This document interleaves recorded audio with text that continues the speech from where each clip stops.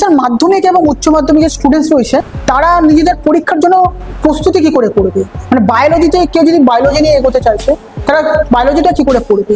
খুব ভালো প্রশ্ন করেছে কাজী। আমি বলে দিচ্ছি, আগে মাধ্যমিক বিজ্ঞান বলি। আচ্ছা, প্রস্তুতি কিরকম করে নেবে বলছি। এখন থেকে শুরু করে মাধ্যমিকের ক্ষেত্রে যারা আছো বা উচ্চ মাধ্যমিক, প্রথমে দিনের শিডিউলটা তৈরি করে কোন সময় আমি কি পড়বো।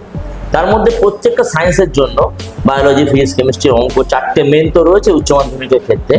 তার জন্য সারাদিনে অন্তত প্রত্যেকটা সায়েন্সের জন্য 2 ঘন্টা করে টাইম দিতে হবে। এখন থেকে শুরু করতে হবে। ফেব্রুয়ারি মাসে পরীক্ষা, মাধ্যমিক, উচ্চ মাধ্যমিক মার্চে। 2 ঘন্টা করে টাইম দিতে পারো এখন থেকে, তাহলে সায়েন্স দারুণ হবে, দুর্দান্ত হবে। এটা উচ্চ মাধ্যমিকের ক্ষেত্রে বলবো। এক একটা সাবজেক্টের জন্য 2 ঘন্টা, বিশেষ করে সায়েন্স। বাংলা ইংরেজি যদি 1 ঘন্টা করে পড়ে তা অসুবিধা নেই। বিজ্ঞান চারটে কিন্তু 2 ঘন্টা করে পড়তে হবে। 8 ঘন্টা নয় 10 ঘন্টা দিতেই হবে। দিনে 10 ঘন্টা তোমরা ধরেই রাখবে। ভিডিওটা ভালো লাগলে একটি লাইক এবং এই ধরনের ভিডিও দেখতে চ্যানেলটাকে সাবস্ক্রাইব করে আমাদের সঙ্গে থাকবেন।